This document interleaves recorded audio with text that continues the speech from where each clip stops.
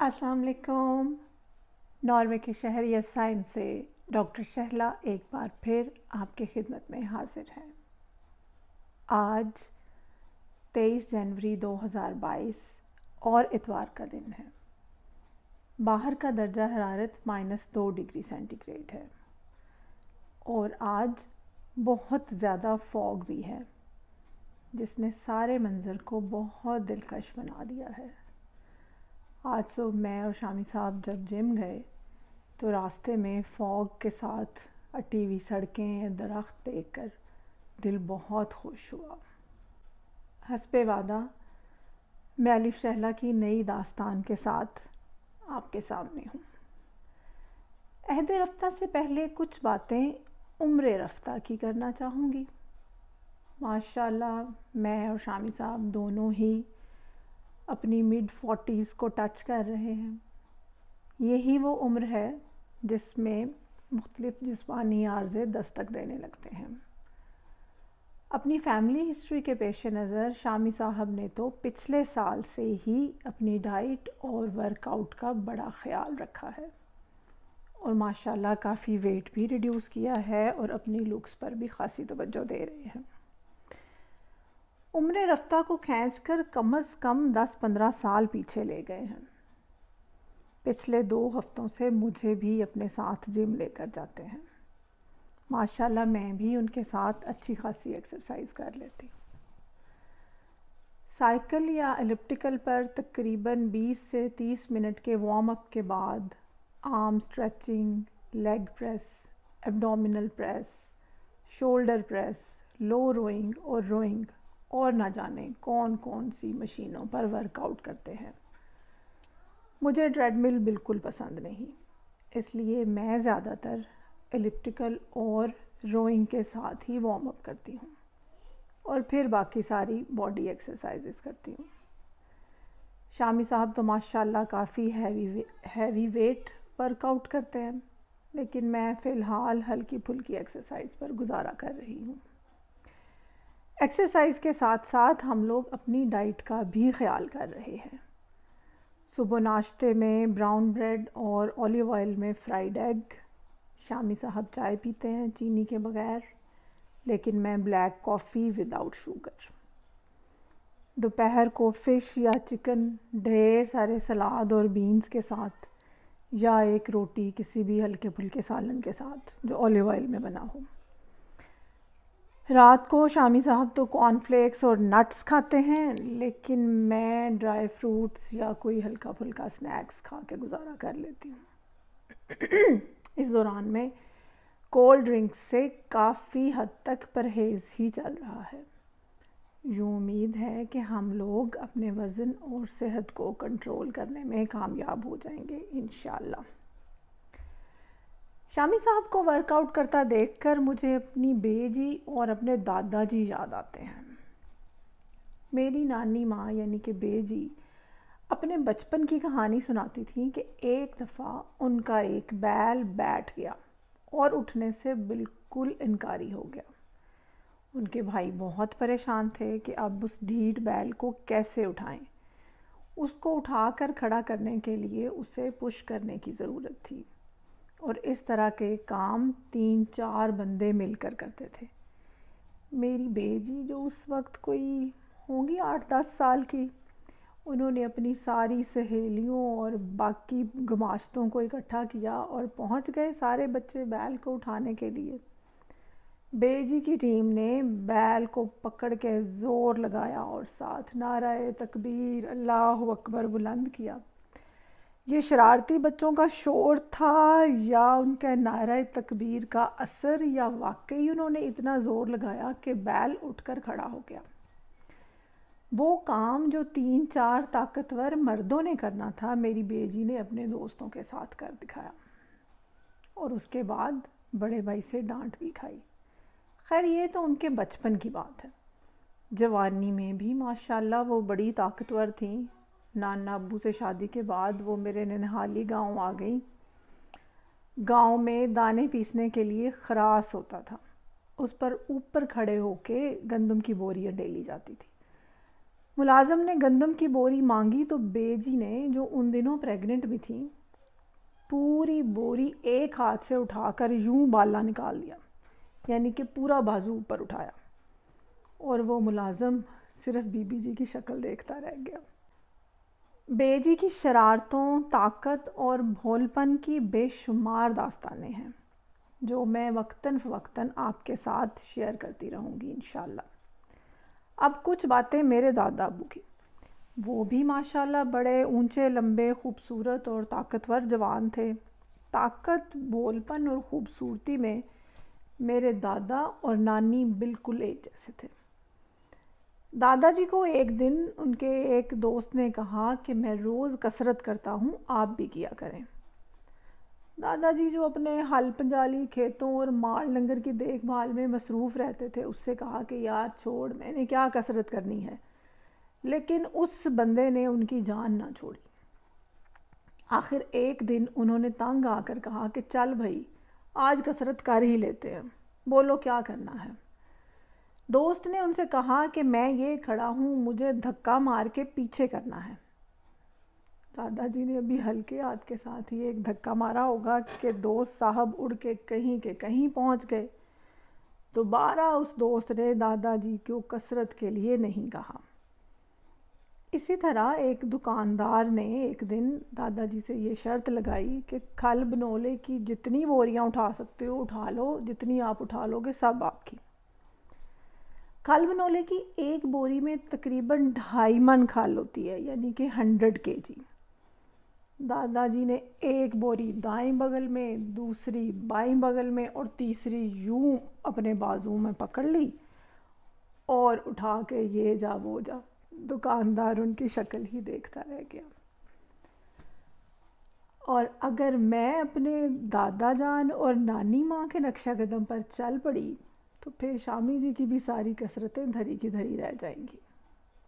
خیر، یہ تو تھی کسرت اور ورک آؤٹ کی باتیں۔ بہت ضروری ہے کہ آپ بھی اپنی ڈائٹ اور ایکسرسائز کا خیال کریں۔ عمر رفتہ کو لپیٹ کر چلتے ہیں عہد رفتہ میں۔ تو میرا 4تھی کلاس کا رزلٹ میرے اور میرے دوستوں باجی فرا اور مس وہاب کے درمیان ایک مستقل جدائی کا باعث تھا۔ میری خالہ جان 1984 میں کویت سے واپس اپنے گھر آ چکی تھیں۔ واپس آتے ہی انہوں نے پہلا کام یہ کیا کہ کالونی میں اس ڈرائیور کے گھر گئیں جس کی وین کے ساتھ ایکسیڈنٹ کی وجہ سے میرے بھائی بہزاد کی ڈیتھ ہوئی تھی۔ خالہ جان نے اس ڈرائیور کو خوب صلاتیں سنائیں اور برا بھلا کہا۔ اس ڈرائیور نے بعد میں لوگوں کو یہ بیان دیا کہ وہ بچہ ان کا نہیں تھا جنہوں نے اتنی آسانی سے مجھے معاف کر دیا تھا، بلکہ یہ میری خالہ جان کا بیٹا تھا، اس لیے ان کو اتنی تکلیف تھی۔ اب اسے کون بتاتا کہ ہم سب نے اس کو معاف تو کر دیا تھا، لیکن اس کی وجہ سے ہمارے گھر میں جو آفت پڑی تھی، اس کی وجہ سے ہماری زندگی کتنی بدل چکی تھی۔ میری درمیانی پھپھو کی شادی ہو گئی تھی اور وہ پیا دیس سدھار گئیں اور میں واپس سرگودا آ گئی۔ اسی دوران میرے والدین اور بھائی اپنے گھر میں مستقل شفٹ ہو چکے تھے۔ بھائی 16 بلاک کے لڑکوں کے اسکول میں جاتا تھا، ہر روز روپیہ یا 2 روپے جیب خرچ لے کر، جیب خرچ نہ ملنے کی صورت میں اسکول نہ جانے کی دھمکی۔ ہمارا گھر سرگودا شہر کے عین وسط میں گول چوک کے پاس تھا۔ گھر کا راستہ 3-4 طرف سے آتا تھا، پچھلی گلی سے بھی، سامنے سے بھی 2 سڑکیں آتی تھیں، اور گھر کے سامنے ایک بڑا سا چوک تھا جس میں بارش کا پانی جمع ہو کر ایک چھپڑ کی شکل اختیار کر چکا تھا۔ ہمارا گھر گلی سے اتنا اونچا تھا کہ 3 سیڑھیاں چڑھ کر گھر کا دروازہ آتا تھا۔ ابھی تک ماڈرن سیوریج سسٹم نہیں آیا تھا، اس لیے گھر کے سامنے سے ایک نالی بھی گزرتی تھی نکاسی آب کے لیے۔ دروازے سے اندر داخل ہوتے ہی ایک ڈیوڑی تھی جس کے دونوں اطراف 2 بیٹھکیں تھیں۔ ڈیوڑی کی چھت نیچی تھی اور اس کے اوپر ایک گیلری تھی جس میں گھر کا کاٹ کباڑ بھرا رہتا تھا۔ اس گیلری میں جانے کے لیے لکڑی کی سیڑھی بھی تھی۔ ڈیوڑی سے گزر کر ایک چھوٹا سا صحن تھا جس کے ایک کونے میں بڑی سی انگیٹھی بنی ہوئی تھی۔ اسی انگیٹھی میں لکڑیوں والا چولہا رکھ کے اماں لکڑیوں اور اپلوں کی آگ سے کھانا وغیرہ بناتی تھی۔ صحن کی دوسری طرف ایک کھرا تھا جس میں نلکا لگا ہوا تھا۔ اسی کھرے میں سرکاری پانی کی ٹوٹی بھی لگی ہوئی تھی جو بالکل نیچے تقریباً زمین کے لیول پر ہی تھی۔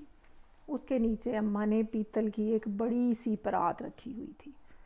وہ پرات ہمیشہ میٹھے سرکاری پانی سے بھری رہتی تھی اور یہی پانی اماں برتن دھونے کے لیے استعمال کرتی تھی۔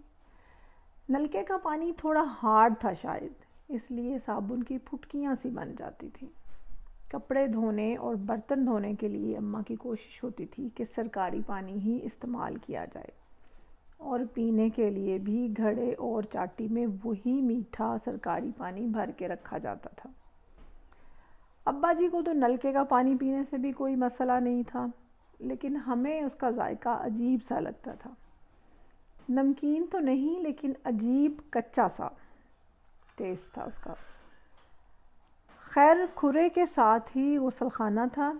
جنہوں نے وہ گھر بنایا تھا انہوں نے اسے کچن بنایا تھا اور اس کے اندر انگیٹھی بھی بنی ہوئی تھی، لیکن ہم لوگوں نے اس کو غسل خانے کے طور پر استعمال کرنا شروع کر دیا تھا۔ صحن کے بعد ایک لمبا سا برآمدہ تھا جس کا بایاں حصہ، جو غسل خانے اور کھرے کی وجہ سے ایک 3 دیواروں والے کمرے کی شکل اختیار کر چکا تھا، اماں نے برآمدے کے اس حصے کو کچن کی شکل دے دی تھی۔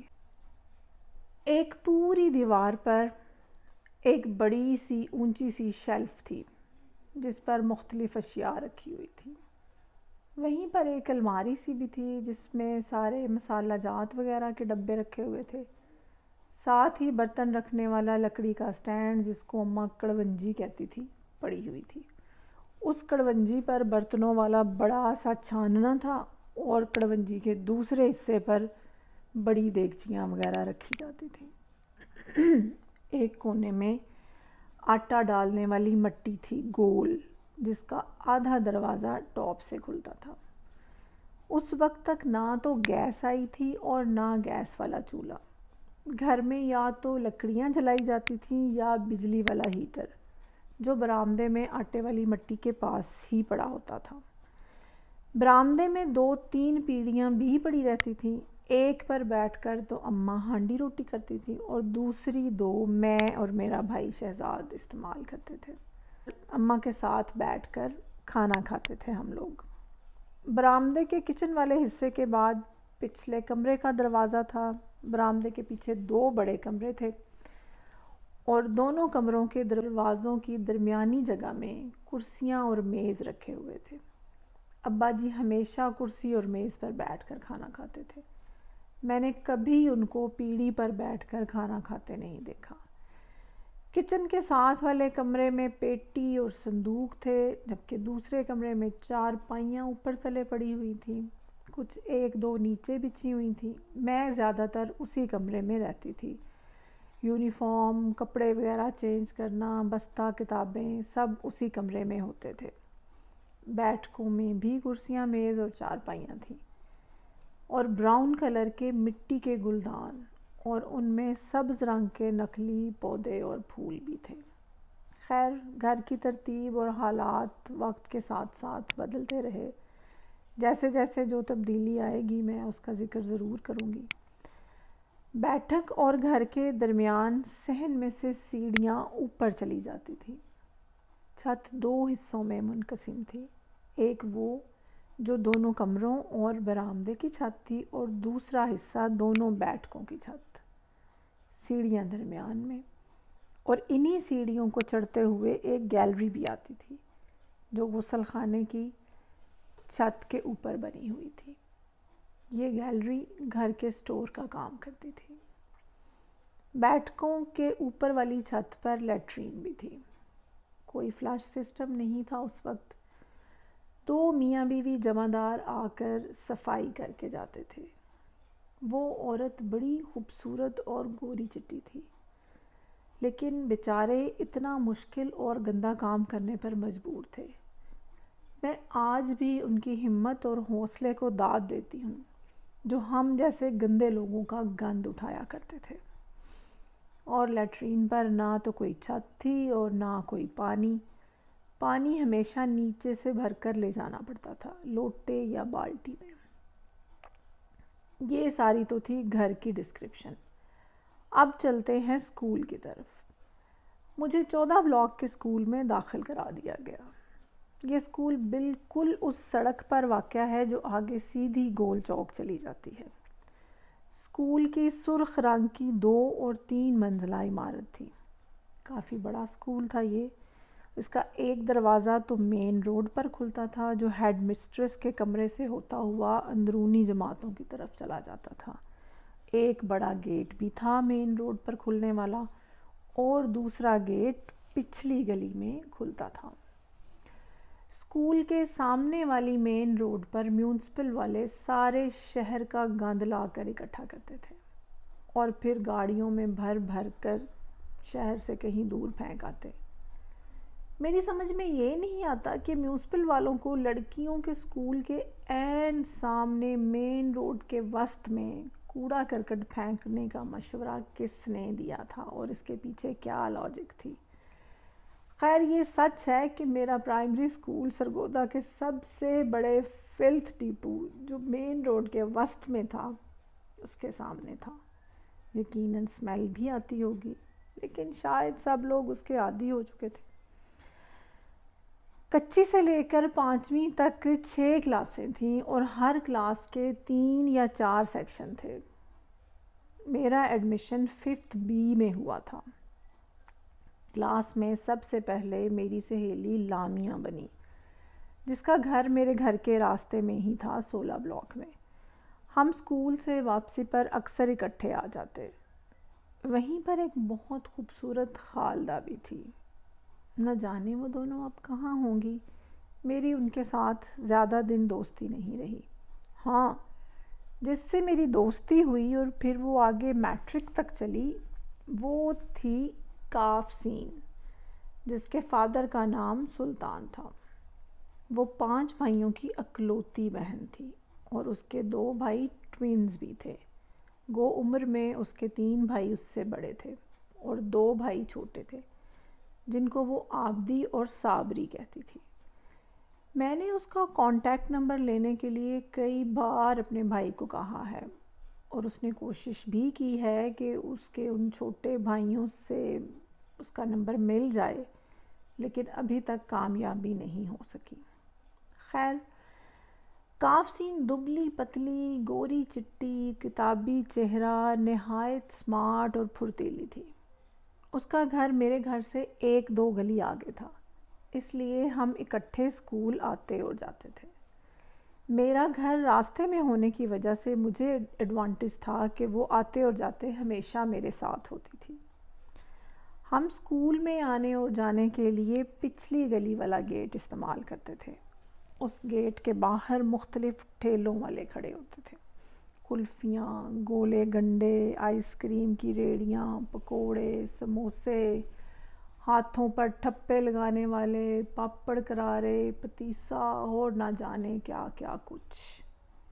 اسکول سے گھر واپسی کے دوران ہر ٹھیلے سے کچھ نہ کچھ خریدنے کو دل کرتا تھا۔